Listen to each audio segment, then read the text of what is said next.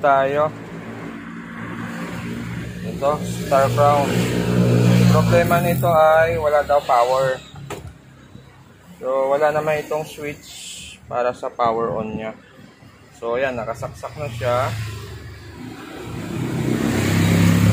Ayan, nakasaksak na siya pero wala siyang power dito. Buksan natin.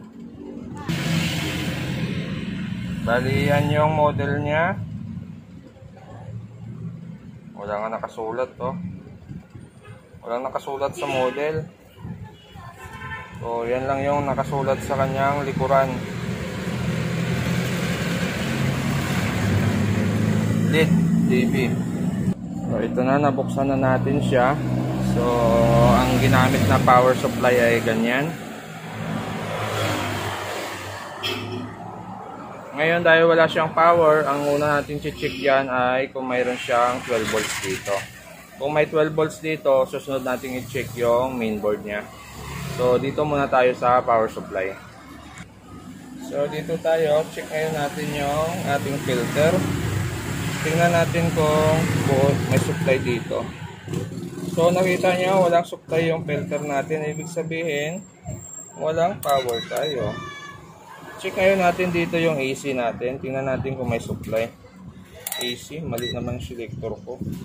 AC. Yun, naka-AC na tayo. Tingnan natin kung may supply rito. Yun, mayroon siyang 117. Naka 110 lang kasi ako mga kaibigan. Kaya 118 ang supply natin. So, may input siya pero wala siyang supply sa filter. Ibig sabihin yan, sira yung primary natin. So, tanggalin natin. Baklasin natin yung ating power supply.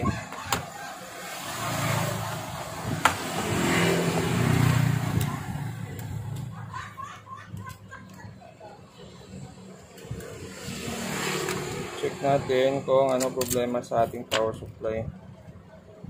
So, parang okay pa naman yung parts natin sa power supply. Yun. Lobo yung capacitor. Yun, no? Lumobo yung filter. Pag lumobo yung filter, automatic, sibak yung regulator natin. So, tingnan natin kung buo pa yung regulator at yung driver niya.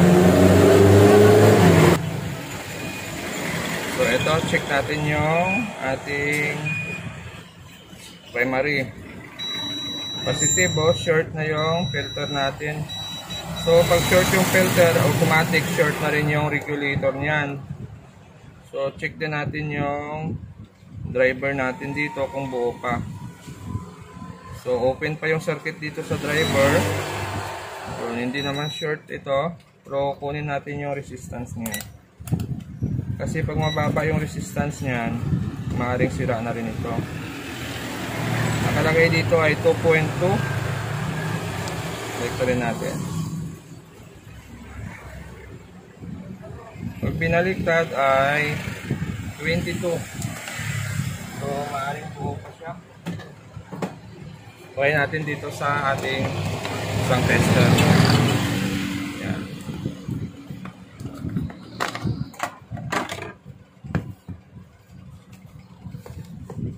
Try natin dito. So, mahina na rin to. Hindi na rin siya nagsisiro. Lobat na. Try lang natin yung driver nito kung good pa. Kasi kung bad na yung driver, sira na yung ating power supply. So, good pa siya. Bunot lang natin to. Saka yung filter.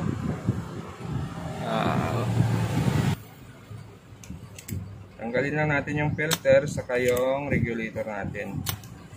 Try natin palitan yan kung okay pa. Yes.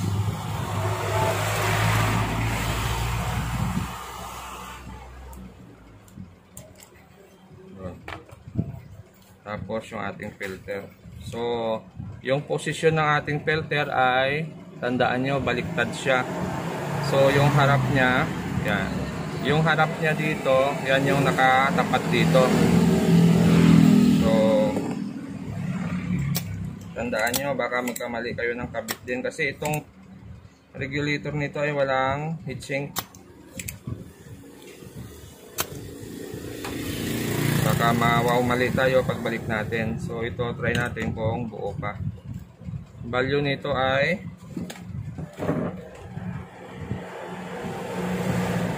2N lang pala to, CM2N60F. Mababa lang pala to, 2M lang. So try natin sa times 1 lang kung makukuha yung short. Parang buo pa. Oh, buo pa. Tuloy tayo. So, testing na natin yung ating MOSFET kung buo pa siya. Titingnan natin kung buo pa. Number nito ay 2N60F. So, check natin kung buo pa yung MOSFET natin. Yun, 0 ang palo. Select rin natin. So, parang buo pa. Oh. Yun, nung sinuplayan natin yung base nito ng ground, pumalo ito. Yun, ngayon tatanggalin natin yung supply sa base. Yun. Tingnan natin kung papalo ulit. So hindi na siya pumalo. So ito, good yan. Pag reverse, kita ba? Yan. Zoom natin ha. Para hindi kayo mahirapan mag-test ng MOSFET, may guide kayo. Zoom pa natin ng konti. Yan. Itong MOSFET, ay number nito ay 2N60F. So, pag-test nito, yan, ganyan siya, di ba? Sa mga hindi pa masyado kabisado ang pag-test ng MOSFET, ay medyo mahirap siya i-test kasi akala mo sira. So, check natin to, may palo siya. May palo, di ba? Ngayon, i-reverse ngayon natin. Walang palo. Kuha nyo. Ay, kita ba? Ulit. Ito, walang palo.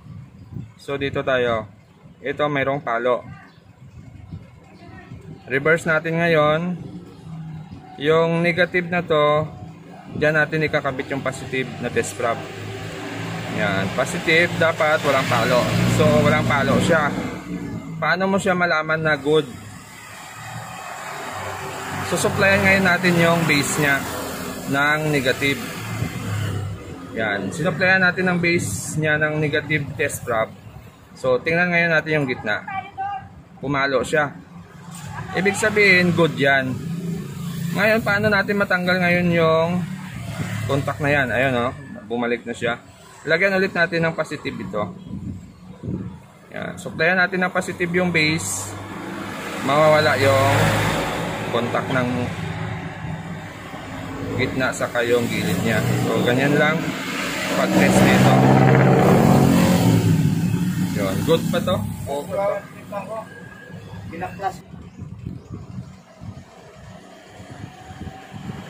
So ito na, binalik na natin yung ating MOSFET. So ganun din yung balik natin. Tapos papalitan natin yung filter nito. Hanap lang ako. So mayroon tayo ditong 450 22 UF. Ang original niya ay 450 22 UF, same lang. So palitan na natin yan.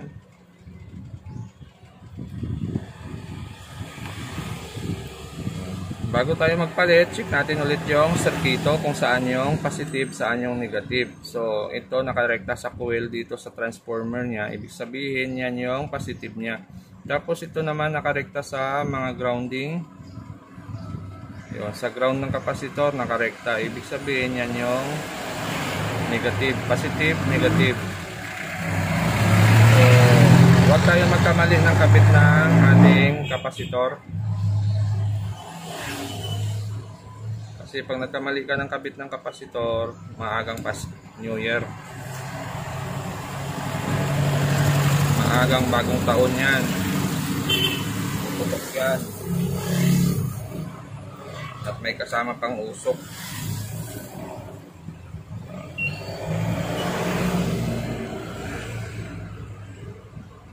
Okay, nakabit na natin yung ating filter. Sana buo pa yung ating power supply, ano? Sunod nating i-check kasi kanina di ba short yung ating circuit. Balik tayo sa times 1. Check natin ngayon yung filter natin kung okay na. So short pa rin yung filter natin, no? So ibig sabihin yan, sira yung kanyang diode. So tatanggalin natin yung bridge type diode dito. Meron kasi siyang bridge type diode na maliit. So pwedeng sira na ito. Wala naman tayo ng ganitong diode. So convert na lang natin to sa IN 4007.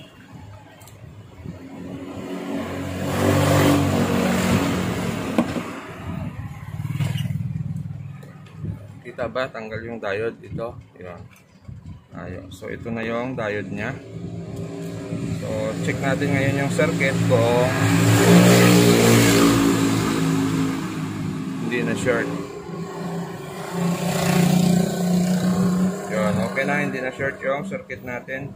So bumigay pala yung diode nito. Check natin dito. Okay.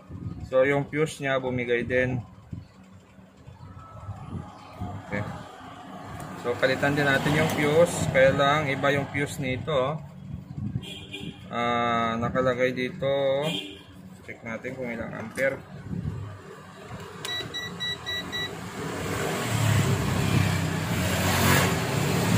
Bunutin na lang natin.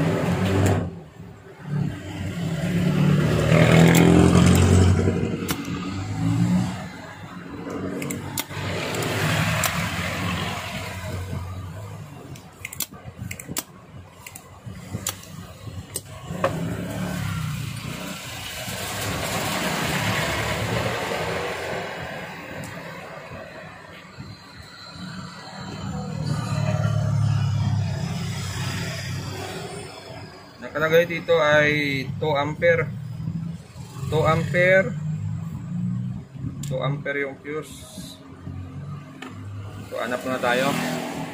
So ito, nakabitan na natin siya ng fuse. Yun, okay na siya. So susunod natin gagawin ay yung diode niya. So ang problema dito ay wala naman siyang butas ng kabitan ng diode. So gagawa natin ng paraan to. Itong diode na lang yung ikakabit natin. Yun. Itong mga diode na to yung ikakabit natin. So nasa 1 ampere naman ito. IN 4007. So nasa 1 ampere yan. So ayusin ko lang siya, set up ko lang. So ito na, nakabitan na natin siya ng diode. So yan yung connection natin. So ito yung negative natin. Yung pares niyan ay dito napunta. Yun, sa kabila. Negative din natin ito. So yung positive naman natin ito. Tapos line positive. Tapos ito positive din. So bridge type pa rin yung ginamit natin. Bridge type na apat na IN 4007 na diode. So ito nasa 1 ampere ang isa nito. So tama ba yung connection natin? Negative, negative. So parehas ito. Positive, positive. So, okay. Tama. Testing natin kung buo pa to power supply niya. Sana buo pa yung power supply nito para masaya. Hinang muna natin yung medyo naglulos na.